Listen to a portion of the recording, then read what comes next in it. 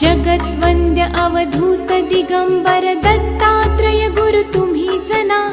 अनन्य भावे शरणागत मी भव भयवारण तुम्हीच ना। कार्तवीर्य यदु परशुराम हि प्रबोधिले गुरु तुम्हीच ना। स्वामी जनार्दन एकनाथ तरी कृतार्थ केले तुम्हीच ना। नवनारायण सनाथ करुणी पंथ निर्मिला तुम्हीच ना। मच्छिंद्रादि जति प्रवृत्त केले जन उद्धारा तुम्हीच ना।